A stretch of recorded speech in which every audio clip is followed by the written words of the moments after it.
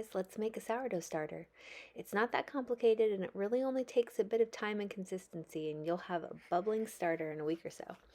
So the first day, you're just going to take 120 grams of flour and 120 grams of water and mix them really well in your jar that you have picked out. Pick a time of day that you'll be able to do this consistently over the next week. I like to feed my starter at lunchtime because I'm usually in the kitchen doing things. So I'm going to stir this up, pop my loose lid on, and my day one is done. Okay, so on day two, you're going to do the exact same thing. You'll notice that I already have a few bubbles on top of my little baby starter. That's good. It's next to my usual starter, so that's probably why. Okay, so we're going to add the 120 grams of flour and the 120 grams of water to the mixture from the day before, and we're going to mix it up really, really well to make sure that it all gets incorporated together. You'll notice that the mixture is thicker when you first mix it, but it starts to get looser as it ferments. That's totally normal. The good bacteria in your starter is breaking down the starches in the flour, and it's relaxing all of those proteins, so it just looks a little bit more liquid. Okay, so it's mixed well, all done. Okay, so on day three, we're going to start discarding. And that's just a fancy word for dumping out some of your starter before you feed it. So eventually you can start saving your discard and storing it in the fridge to bake discard recipes with. Those are recipes that you don't need the yeast to raise the end product. So I mostly use mine for crackers and pancakes and waffles and muffins. But for now, we're just going to toss the discard because it's not quite ready to go yet. So I'm discarding a little over half of the starter and then just doing a normal feeding, which is about 60 grams of flour and 60 grams of water. And I'm mixing it up really well and putting the lid on, and I'm done. Okay, on day four, we start Groundhog Day. So every day is going to be the same from here on out. We just keep repeating the same discard and feed every day until our starter is nice and bubbly.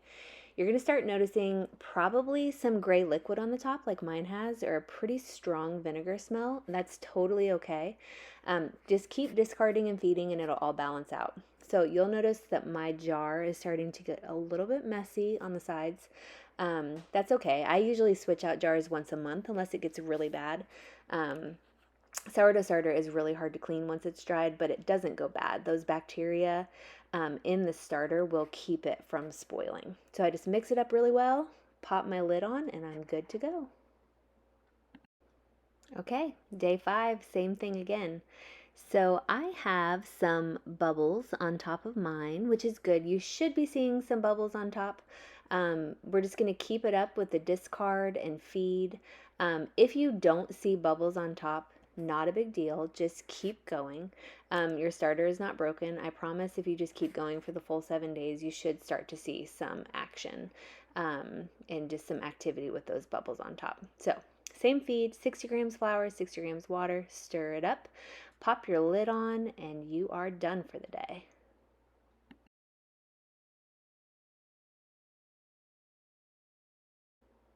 Day six, we're getting close to that 7-day mark. So you'll see mine has a lot of those little bubbles on top. I did that pretty fast so you couldn't see it. But just those little bubbles on top, that is the yeast getting bubbly. So again, I'm going to do my discard and my feed at that same time of day I've been doing it. I'm going to start looking for my starter to double in size over about an 8-hour period. That's how you'll know it's baking ready. So a nice thorough stir, and then I'll pop my lid on and let it sit.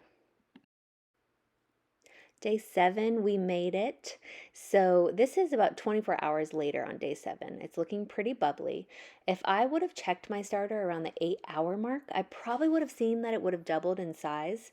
But once you get that perfectly proof starter for a few hours, it starts to deflate and overproof. So once you start baking with your starter, you'll learn to keep an eye on it to see when it hits that sweet spot of doubling. Depending on the strength of your starter and the temperature in your kitchen, that can be anywhere from 4 to 10 hours.